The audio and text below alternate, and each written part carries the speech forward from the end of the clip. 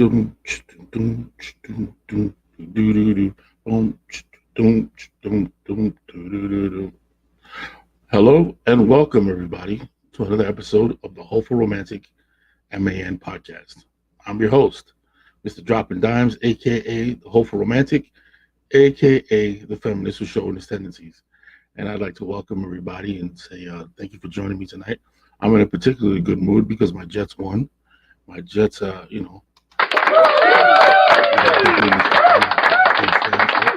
I'm excited about that. But moving on. I'm excited about today's episode because it's a topic that over the last couple of weeks I've been talking to a couple of different groups, men and women, and it's mostly about communication and how we talk to each other. And what I found a lot of was the mixed messages, the way the lines get blurred of communication get blurred, and what men are trying to say, or the way they're delivering, as opposed to how a woman is receiving a lot of the messages that come across. And when I talk to gentlemen, they'll ask me, they'll be like, this is what I'm trying to say, but she's not that type of woman, man. She's hard, or she's cold, or she's not really the romantic type, or she's really cuddly, she's really sweet. It was always like a lot of adjectives to describe the women. And my thing to them was, okay, you got to adapt. If you truly care about this person, you have to adapt. Communication is not just about getting it off, but to just try to make sure that the person receives your message, putting it out in a clear way where they understand. I know we've all read the book, The Five Love Languages, and that kind of deals with how people want to be loved and how they need to be loved in order for them to be able to receive it. But this particular topic was a little more. I named it "The Art of the Love Letter." Now the title's a little misleading, because the truth is it's more about communication in a way that your partner understands. But I'm using the love letter as kind of a way to explain it so that people can really absorb it. It's true. Not everybody wants the classic love letter, the warm, mushy, "I love you," in a romantic, beautifully put together sentence and words. I've talked to too many women that see the world through a different lens, and essentially, some aren't about the fluff. They're not. They're more about what's going on here and now, the meat and potatoes. They're more about action. They're more about, let's make things happen. I don't have time for the pussyfooting. And then you have the complete opposite of that, where the woman wants to be, or your partner. I'm going to start using partner instead of woman, because I had a great conversation with somebody the other day, and it's true, man. I really want to work on describing love for love's sake, and that what love is about love and not about man, woman. Like not getting into too many details, just saying using the word love so that it's a little more inclusive. Um, yeah, and then you have the opposite where the people absolutely want all the beautiful words and the letters and the flowers and the candy and the sweetness. You know what I mean? And um, what you have to do is you have to really examine your partner. You have to take a strong look at them and examine what is the main way of communication for this person. Who are they? You know, and I was fortunate enough to, because I was talking to different types of women. What I was able to do and men. What I was able to do is, they would tell me what kind of person they were, and then we would do like this mock exercise where I would formulate a letter for their personality, and then ask them, okay, do you still not like love letters, or is this more up your alley, or is this the type of love letter? Because you gotta erase the what you have in your head of what a love letter is. You got to take that out of your head. A love letter is not a prototypical, little piece of paper with "I love you" and written out from a boy that is in love with a girl. No, no, that's not what it is. A love letter is a message. It's a message to a person that you know that you care about, And in that message, what you're trying to let them know is that not only do you love them, but sometimes they need the reassurance that you have their back. Sometimes they need the reassurance that you see what they see. Sometimes they want to know that you're in this as a partner, that you're invested. A lot of people are about action; they're not about words. So a simple like a little love letter as a gesture isn't going to do it. It has to come hand in hand with action. It has to come hand in hand with with a strong gesture to let them know, look, this is what the letter is, but this is where I'm at with you. You know, and again, take whatever preconceived notions you have of what a love letter is, and just wrap it up and just hang it up for a minute, and let me walk you through this. You literally have to examine your partner, and I'm going to be a little extra, a little, just to prove a point. But let's say your person is a Jets fan. Your person's a Jets fan. There's some people out there that a love letter looks like this, sounds like this. It sounds more like, oh, I know you're a Jets fan, and I hope they win because I see how you love them so much, and every time I see the way you love them, it reminds me how much I love. You know what I mean? Like that's what I mean. You could grab anything as long as the person is it's intimate to that person. I think that's the most important thing. I think love letters, right, are a lot like your math homework when you were a kid. Yeah, you could write it, but I think the recipient wants to see the work. They want to see that you've examined them. They want to see that you've paid attention. They want to see that you've noticed, what stresses them, what makes them happy, what they need from you. I think that and only that is what at the core of what makes a love letter a love letter. You know what I mean? It does not have to be again, it doesn't have to be a mushy tale. It doesn't even have to be about love. It could literally be a motivational speech. It could be a speech about a dream. You know what I mean? It's the message that you're conveying to the person that you care about. That's what's important. And you're not conveying the message for a reaction. You're not. I know a lot of times guys will write love letters or they'll do this because they're looking for that reaction that to feed their ego. But the truth is that's not what it's for. What it's for is to put the message out there. However they receive it and however they, if they're happy and glad, they want to cry and hug you and jump your bones, that's always a plus. But the important thing is that they get the message and they understand what you're trying to tell them. So over the last, I want to say 2 or 3 months, individually, I would ask at the end of like a coaching session, I would ask, okay, so, well, describe yourself. Who are you? Or I would ask, a husband, and I'd be like, hey, who's your wife? Who is she? What is she to you? Tell me. Explain to me. If you had to describe her to a complete stranger, just explain who she is. And that's how we went. And I came up. Obviously, I would never dare say that there was only these type of women. Obviously, women are so nuanced and they're so diverse, and they come in so many shapes, colors, sizes, you name it. That I promise you, I can never, as much as I tried, I could never, write one for everybody. But there was a couple of different scenarios that I found that I think I could plug and play, that I think would help you get the gist.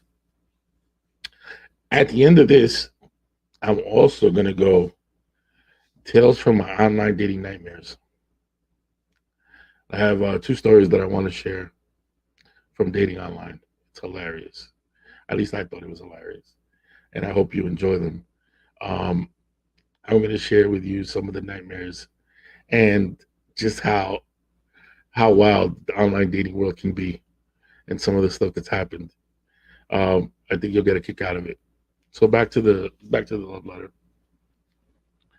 I wrote a couple of things out, especially because I know this topic in particular. You're going to have women check in and telling me, no, but that's not what I want, or that's not what it is. And my challenge to you is Reach out to me. Tell me who you are, how you are. Describe yourself, right? And challenge me. Challenge me to write you the love letter that I think would make you smile. Challenge me. I would love that. Nothing more. Either I'm going to be way off, or I think I'm going to get it. But we will see. So many people see the world through a different lens. Some aren't about the fluff. They're about the task. Words don't impress them. That's a fine. That's fine. Some people don't. They want action. Well, there's a way to structure a love letter to cater to that person. You see, we're not writing, like I said before, um, we're not writing to get a reaction. What we're doing is we're writing to communicate a message. If she reads the message and just walks away, you know what I'm saying? And, just doesn't really, it's not to say that you shouldn't have said it to her, you shouldn't have given it to her. You know what I'm saying? Because you're not doing it, like I said, you're not doing it for the reaction. If she reads and walks away or reads it and smothers you, it does not change its effectiveness. The objective is to put your emotions on paper by investing time and energy. The first step is understanding your audience. That's number one. Understand who she is or who he is. So I'm going to be sharing a couple of tales, a couple of letters, and I want you to give me feedback and let me know. Am I off? Am I right? Am I wrong? That's up to you. So I actually wrote these down, so I'm going to have to read them off. So again, now for this particular exercise, I did write it. This was two men. My suggestion, two men about their ladies and the ladies in their life. So each person that I'm reading about is actually somebody that exists, and the advice that I gave their mate or their husband. All right, about this particular subject. And the first one is, if your lady is the emotional type and appreciates the beauty of words, you want your message to revolve around the impact she has had on your life. The entire letter should be designed around how valuable she is to you. So, for example, that letter should sound something like this, or at least the beginning of the letter. So, if someone would have told me that all the pain and heartbreak would lead me to you, I would suffer it 1,000 times, and it would still be worth it, and it still would be worth it. All right, stuff like that. Like just let her know, like, you want to go big. You want to go big or go home. You really want to let her know, like, lay it on thick, if that's the type of person that she is. If she is emotional but she's been hurt, you want to highlight her beauty and use the letter to reassure her that you're not going anywhere. That her beauty inside is rare and you understand what you have. So an example for this letter would be, I remember the first time I laid eyes on you. I cannot believe someone so beautiful existed. Then we spoke and I was embarrassed because I had underestimated the beauty, the perfect combination of beauty inside and out. You're rare, not one in a million, more like one in a lifetime. You have managed to do what no other one before you could do. Good. You unlock my heart when I store my dreams and fears, where I store my dreams and fears and insecurities. You're letting her know, look, you have a special place. You are it. You are what I've been looking for. You're what I've been praying for. You know? If she's hard and life has left her emotionally disconnected, you want to project confidence and focus on her dreams and happiness. You want to show her you are different. No promises. She's heard it before and been disappointed before. So an example of this type of girl is this type of one. What is your dream? I want to hear it from your mouth, so when I pray, I can be specific. I've been paying attention to how you move and the things you're trying to get done. I can't make your dreams come true, so no promises. But here's what I can do. I want to help put you in a position to win. I'm taking myself out of the equation. Your happiness is the priority. Just know I'm here and not going anywhere. See what we did there? She's not about the mushy. She's not about the I love you, about the sweetness. She's heard that before. You know what I'm saying? Baby daddy told her that once, and then he left her. The guy that she was just dating, he love bombed her, and then he bounced. She's not hearing all about that. She needs action. So what you're telling her is, hey, listen, I'm watching you. I see how hard you're hustling. I see how hard what you're going through, and I got your back. I'm here for you. Just wait. Nah, you know what? I love it that you're dreaming. And you know what? I'm gonna help you with that. That's that type of woman. If she's emotionally tough on the exterior and she's trying to protect, if she's emotionally tough on the exterior, trying to protect the vulnerable person inside, you need to address overcoming adversity as a team and your belief in us. You believe in us. So now this is a woman that she's that tough shell. She's got that shell around her. All right. And she's gonna be a tough nut to crack. But once you realize how gentle and beautiful she is on the inside, she's just really guarded because she's been through it all. So an example of a love letter you can send them is something like, I had the wildest dream the other night. I was in insert whatever disaster you want. And it was bad. Then I was beside me and you were there. A sense of calm came over me because I know that with you there's nothing we can't overcome. When I woke up, instead of shaking or being scared, I felt strong. I was calm because I look at you now and I have that in real life. In other words, you're telling them, yo, if I was in the trenches, there's nobody I'd rather be there with you. You're the one. You know what I'm saying? This ain't about no baby, I love you, you're the sweetest, you're so gentle. Nah, it's like, yo, we can do this. You're gonna rock out. You know what I mean? But maybe you're not a wordsmith, and that's okay. You know, a lot of this is about the gesture.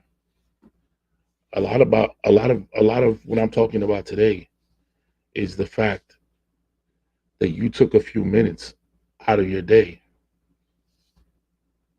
right? And when you presented it to her, or when you give it to her, or however you communicated with her, you're essentially saying, "Hey, I thought about you today. I didn't just think about you today. I I had the time to sit down and really invest in us today. Like I want you to know that." And let me tell you something, above any words that you could write on a piece of paper, above anything that you could put down in words or gifts you could buy, that's that's at the core. That's at the core to know, right? That when you're not around, that there's somebody thinking about you, that there's somebody really taking their time to invest in you and really see the world through your eyes, and to let you know that what keeps you up at night, that they have their awareness on it, and that they're willing to take it on for themselves. I think more important than that, the message you're trying to convey is, well, let me do this. I find that a lot of couples that I get to deal with, one of the main complaints from a woman is they feel like if something were to happen to them, the whole ship would sink. That if something were to happen to them, that their partner is not capable of keeping the family or her family or what she's built afloat. And I think one of the most important things a man can do for his woman is express to her that no, just like you worry, I worry.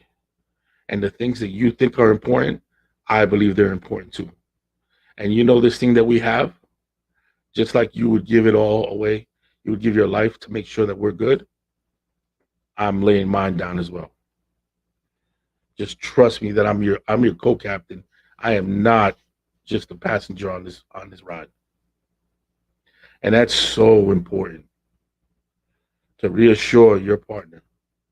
And like I said, the reason I called it the art of the love letter is because it's really just a substitute. It's like I don't know if I'm using this as a metaphor for better communicating with your partner.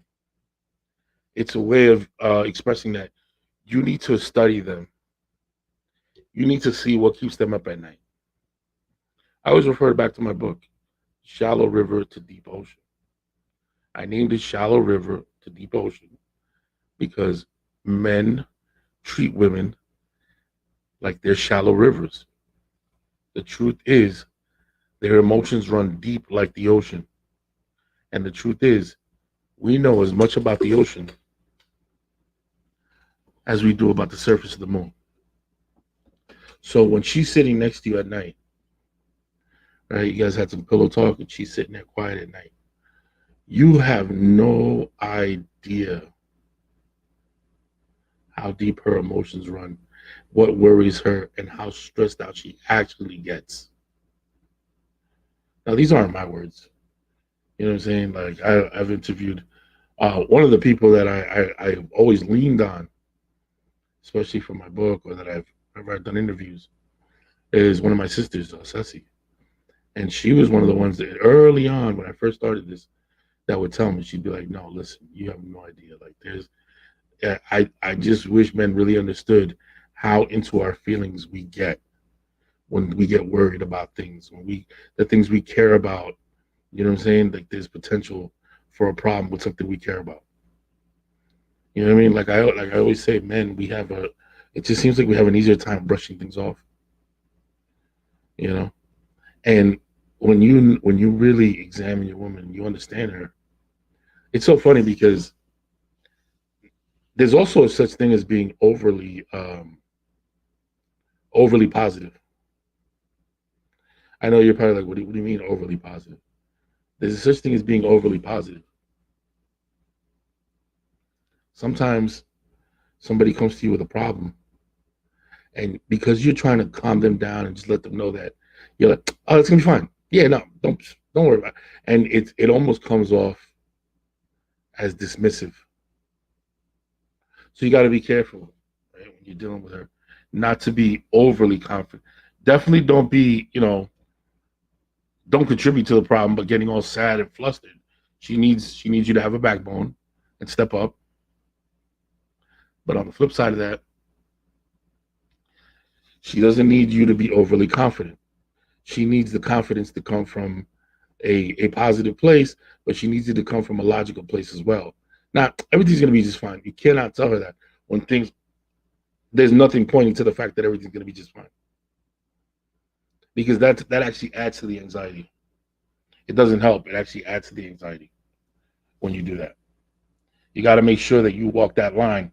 And yeah, I'm assuring you, I'm here for you. It's going to be okay. We're going to be able to do this. And kind of the okay has to be followed up with some real clear, concise, logical solutions. If they're not, then you just come off as somebody who's delusional and doesn't really have a grip of what's affecting them. And that can be just as bad, because how you come across in those moments is how she starts to picture you and who you are. Now she starts to frame who you are, because who you are at a moment of crisis. In a moment of crisis, she couldn't count on you. In a moment of crisis, you folded. In a moment of crisis, you didn't see what she saw. You didn't see all the angles the way she saw them. You weren't there to put her at ease. You know what I mean? That's why that's important. You gotta understand how to communicate with your lady. You have to study her. I always say guys will spend more time on fantasy football than they will spend than they will spend dedicating to their relationship. I don't know why we do that. I don't know why we start to get complacent. Why we think that, oh, kind of like things will take care of themselves. Everything's fine. We've been together this long, and I'm here to tell you, no, no, no, no. Keep courting your woman. Never stop courting her. I always say, you know what happens over time? Over time, you remember that she's a woman, a wife, or a girlfriend. You remember she's a mother. Somewhere along the line gets blurred, and you forget that she's a woman first. Above everything else, she's a woman that wants to be told she's beautiful by the man that she loves. She's a woman that wants to feel sexy. She's a woman that also wants you to court her. And she wants romance. She wants intimacy. She wants all these things. We cannot let the fact that we've been together forever not let us address that. Because that's when you start to lose. See what I'm saying? That's when relationships start in the downturn. Because then you start to resent each other, you start the bickering and the moaning and the arguing, as opposed to if you are constantly just gentle with each other and remembering, like, okay, let me speak to the woman. It's why you ever seen couples, they've been married 30 years. Their kids leave to college, they got a family now, they're whatever. And now the couple looks at each other and says, oh, okay, it's over. We're done. Well, we just stayed together for the kids. Now it's time to break up, go our separate ways. You see that a lot, a lot. And you're like, holy shit, you stayed all together all those years for the kids? And the truth is, yeah, that's what they say. You know what I mean? Well, here's the deal. Here's how that worked. While the kids were around, right, they had what you call indirect communication. And their communication was basically, did we pay? Did we pick up? Did we take? What do we have to do this weekend? Do we have to visit? Do we have to do? And it was very oriented around the children and the family. You know, all the communication was bouncing that way. If they got lucky at night, maybe if they got lucky, they'd have a few minutes of pillow talk, which in the end is just not enough for a woman. For a woman, communication equals love. It's just not. So what happens? It creates a cycle of needs not being met, because if she's not getting the communication and acknowledgement that she needs from you, she's not going to want to. It's not going to translate into the bedroom. It's just not. You know. And so a couple's been together 30 some odd years. The kids are finally out of the house. One day they have to look at each other. That's when they have to look at each other and they have to say, I still really love the woman in her. And she has to look at him and say, I still really love the man in him. Those are the couples that stay together. Those are the couples that stay together, and they're together forever. Because they appealed to the man and woman in each other, and they like that person in each other. I know COVID really forced that to happen really fast. You have two people in a room, and they're together all the time. And now they're looking at each other like, well, okay, you know what? I don't like this girl. It kind of sped up the whole process. Now instead of waiting 10, 20 years, you're with them every single day during a quarantine, and now you're forced to look at them and you're forced to examine. So now you can look at them and be like, you know what, man, I don't want this shit. I don't like you. I don't like the person that you are. And they look at you and they're like, you know what? I don't like the man that you are. Yeah, let's just go our separate ways. We out of here. You know what I mean? So I hope, at least for a little bit, my examples help somebody to possibly write the love letter that their spouse or their significant other is looking for. I hope that I was able to clear it so that when they listen to what I'm saying, they know now, okay, cool. Mike said, let me pay attention so that I could relay what I'm feeling, and how I'm feeling it. But let me do it in a language that they'll understand. And if you do it that way, they'll be super grateful that you paid attention. That you paid attention, number one, and number two, that you would dedicate this kind of time. That's the big one, dedicating the time. So now moving on. If you have any questions, send them my way. Make sure you can inbox me at mandroppingdimes420 at gmail.com, and I'll be able to get to it, and we can answer it and talk about it. So I promise you guys, today I'm going to be telling you some horror stories of online dating. Woo! I got some doozies, boy. Let's start off like this. This is a couple years ago. A couple of years ago, I hit it off with a young lady on an app. And she was super cool. Oh, man, she was cool. We got along. Everything was fantastic. Everything was fantastic. I thought it was great, man. I was like, yo, cool. After a little bit of back and forth, we got off the app. We were just talking through our texts and FaceTime, like, hey, what's up? Let's meet up. And finally, we decided we were gonna go meet. She's from the South Florida area, so I said, all right, cool. Let's meet at X, Y, and Z. We go to X, Y, and Z. We sit down. She sits across from me. Now, if you've ever been down here in Florida, you know that in Florida you wear a sweater inside and you take it off when you go outside. It's like the opposite of almost anywhere else. Usually, it's cold outside, warm on the inside. No, here in Florida, it's going to be chilly in a restaurant, and you're going to have to wear like a sweater, especially if you're not accustomed. Well, so I'm sitting across from this really pretty young lady, and I noticed that she's wearing like a little jacket, and she has her hands in her pocket. So I'm like, I get it, it's cold. And when the food comes, we're talking and she's eating. And I know she still has one of her arms in her pocket. I'm like, okay, maybe she's just still cold and her, whatever makes her feel comfortable. So the whole time we hit it off. It was fun, joke after joke and funny after funny. And oh my God, what is this? Oh, this is so cool. Everything I had, she took interest in. Everything she said, I took interest in. It was actually pretty cool. So I'm like, it started to get late. She has children. She's like, oh, can we, you're down to do this again? I'm like, yeah, absolutely, man. Hell yeah. In my head, I'm like, yo, did I find the one? This chick is dope. I love this, man. Oh, damn. And people say online dating don't work. This bullshit. Right away, I'm all excited. Well, we get up, and there's a funny thing. Like, I noticed she was always to the right of me. Like, even if like I wanted to stand in front of her, she would kind of always be off to the right of me. And I'm like, okay, that's odd, but whatever. Maybe she just doesn't feel comfortable. She'd always be to the right of me. So I'm like, let me see here. We're talking, whatever. We go by the car, and she like lets me give her a kiss on the cheek. I give her a kiss on the cheek, and I go to give her a hug, and she kind of like leans in, and I gave her a hug. Almost like on the left side, like just kind of give me that side of her. And I'm like, damn, she gave me like a little. I thought she played me, like she gave me like a little church hug. That was odd. Whatever. All right, maybe she's not that into me. Okay, cool. So now we agree to hang out again.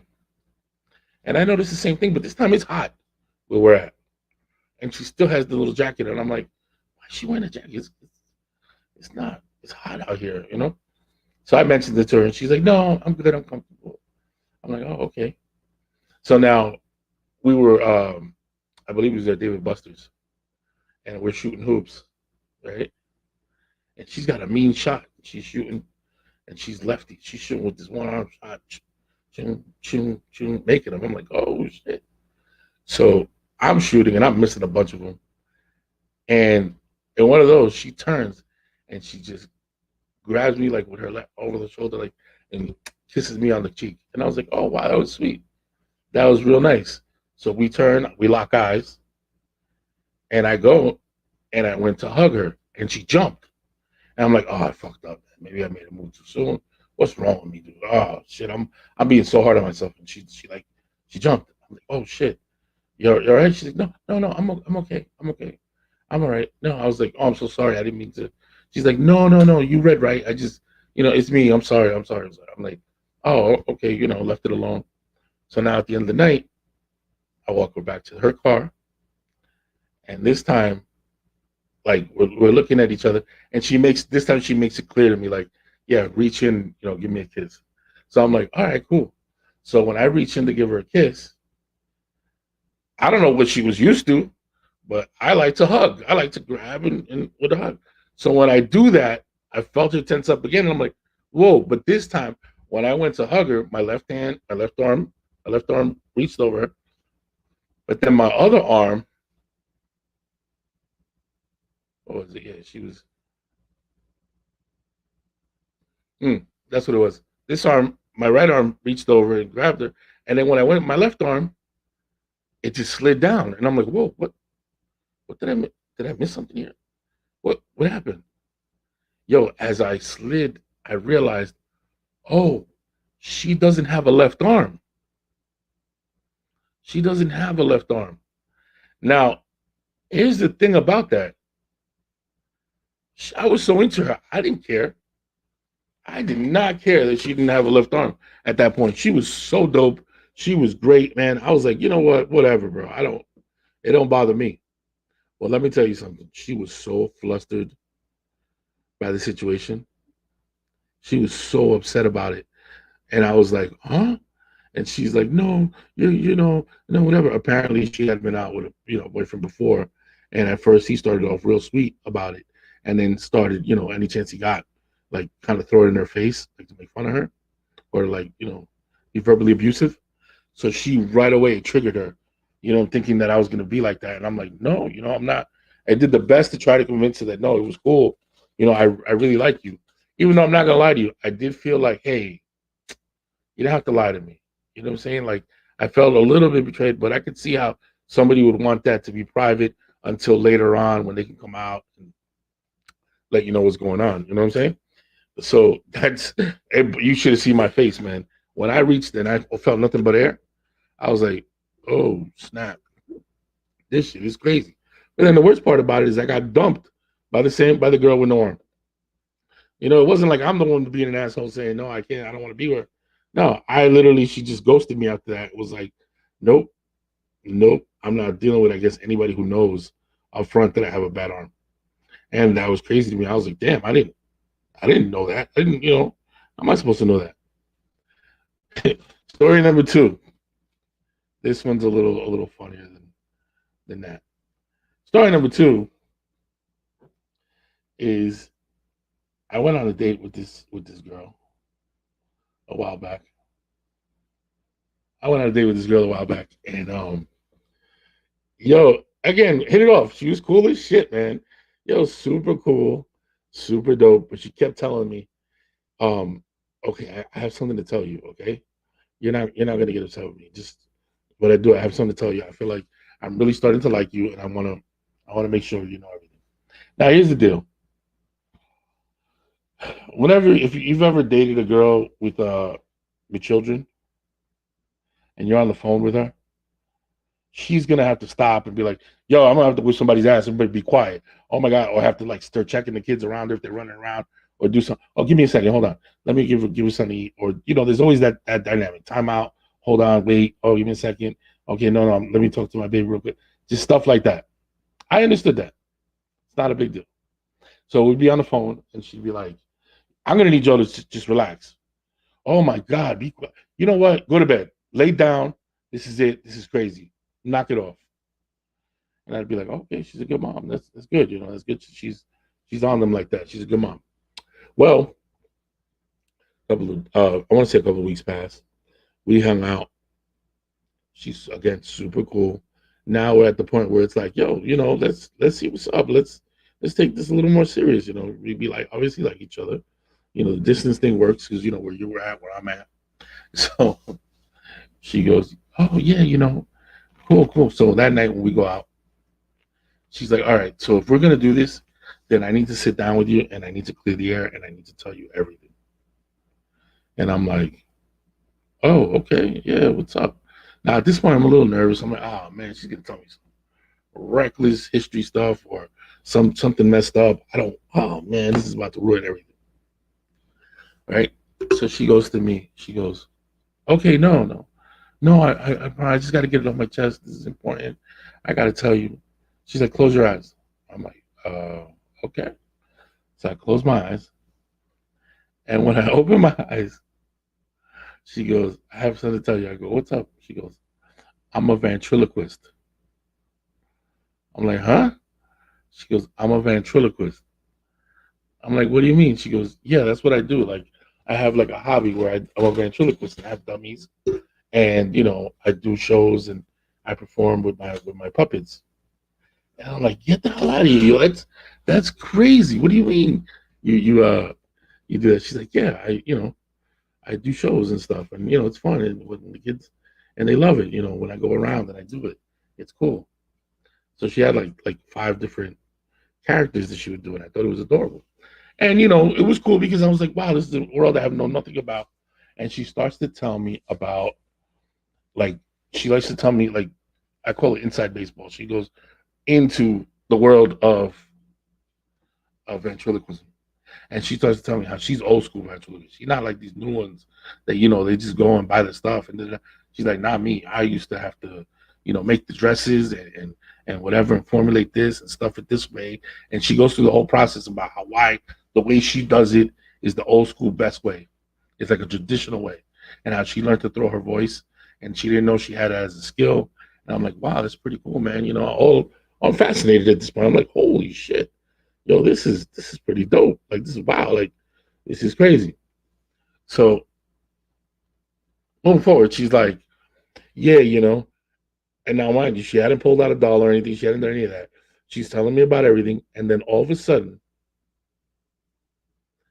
she pulls her hand out of her pocket, and she has a sock on her hand. And I'm like, huh? She has a sock on her hand, and she starts to do the ventriloquism with the sock. And she starts to explain to me how you see these buttons that I have here on the mouth and how I have the eyes. So you can't find that anywhere. I did this according to, like, back in 19 whatever. There's a technique that they use. It's really special. You got to be really, really into, like, the this world in order for you to understand what, how deep it is. And I'm like, really? She goes, yeah, these performances, they're elaborate or whatever.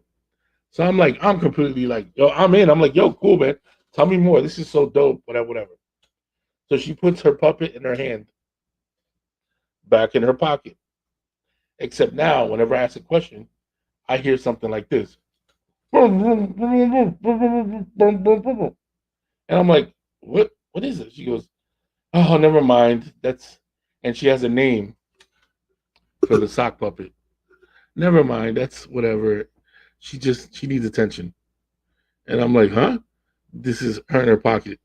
So I'm like, oh no. I mean, have you thought about, blowing out some candles? Have you thought about, like, um, you know, doing different tricks for your what do you call it? Trying to just keep the conversation going because it bugged me out. You know what I'm saying? I'm like all over the place. I'm like, can you whatever? Oh, have you tried this? Have you tried? And she's like, no, I'm more of a truist. She can call herself a truist. Where I stick to it, and whenever I start something, I keep it going. I don't shut it down. I keep the whole. And what I notice is that curse words are coming from her pocket, and she every now and then in between sentences, she would reply to the puppet in her pocket, and she's fucking with me. She's fucking with me. She's like, yeah, whatever. She proceeds to tell me how she was on America's Got Talent years ago and made it to like the second day. And it's crazy because that's the same year that the girl won being a puppet. But that girl, she's corny, she's whack because she does it the new school way where she bought the puppet and da da da and continues to go all this. And I'm just looking at her like, what the effing world am I involved in here? But she had a really big butt and a beautiful smile. So homie was like, oh really? Puppets? Wow. Interesting. Holy shit. I like it. Tell me more. And the funny thing is, she goes, and here's when I knew she was a little bit off her rocker. Just a little bit off her rocker. Just a tad. I don't know. This is maybe for you to tell me. She she doesn't have any children. Did you guys hear what I said? She doesn't have any children. When she was telling people to shut up and be quiet and stop and take it down, she was talking to the puppets that she has in her house, in her bedroom. She was talking to those puppets. So when you would hear a little noise in the background and somebody say, I'm hungry or I want to go, and and it sounded like a little kid, no, it was one of her baby shaped puppets that talked like a baby. And that was her personality whenever she was on that. And I was like, whoa, what the hell just happened here? And that's when I had to get up and be like, yeah, this isn't gonna work. I'm like, I didn't know what was going on here. Like, I don't, this is just off. Imagine that shit. You meet a pretty girl, and you're like, yo, she's dope, she's amazing. I'm willing to tolerate a lot, and then holy shit, she comes out and she's a ventriloquist. Yo, she's a ventriloquist, and she has a sock with eyes on it and a mouth, and is telling you what it is, and you're sitting there like, am I really? Am I really here? Like, is this really happening? And the best way was how she described the entire culture. She described an entire culture of ventriloquism and how people deal with each other and they don't deal with each other, and how this type of ventriloquist thinks he's all that. And this one over here is, he's from the essence, from the old school. And you're like, what? This is way too deep and way too much. Look, again, I liked her. She was cool. But at that point in time, I promise you, I backed off like, I'm good. I'm out. I can't do this. Time out. Check. And I don't know where she is in life, but I hope she's happy with her puppets and she's doing her thing and enjoying herself, because Lord knows, now I don't know, man. I don't know. People are just a little bit off. I always felt like being normal worked against me when it was time to date online. But, that's just another, another little story, a little nightmare story that people go through. And with that, I'm going to close out this podcast. I would I'd like to go back to what I talked about in the beginning. Before I do, take the time to get to know your partner. Pay attention. What makes them tick? What keeps them up at night? What triggers them? Once you've understood that, take your time and write the message. Make it a custom message to what they need and want. And once you do that, one of the things that they're going to really appreciate is that you took the time. That's the thing about a handwritten letter, is the time. It's the attention that you have to pay that person, to get them to realize, wow, this man or this person really loves me. So take your time, slow down, write that letter, and I promise you, you'll see results. Because when they feel loved, they're gonna want to love you back, and you'll appreciate me later for that. The other part of it is, online dating is a gamble, man. And on two occasions, I feel like I lost. On the first one, I feel like I could have moved forward, but she just couldn't deal with it. On the second one, yeah, no, thank you. That might have been the mildest thing that's ever happened to me. It was just crazy. I couldn't even believe it that it was happening. Well, ladies and gentlemen, this has been another night of the Hopeful Romantic M.A.N podcast. I'm your host, Dropping Dimes, aka the Hopeful Romantic, aka the feminist with chauvinist tendencies. They say the two most important days in our life are the day we're born and the day we discover why. Ladies and gentlemen, I want to say thank you. I hope that if you didn't catch me live right now, you can catch me on Spotify, iHeart, Amazon, wherever you get your fix. You know, you can reach out and listen. If you're in the gym, maybe listen. Maybe you might get something from it. Who knows? But like I said, the two most important days are the day you're born and the day you discover why. I want to thank you so much, like I will every night moving forward, for walking in my why. Have a great one, ladies and gentlemen. Good night.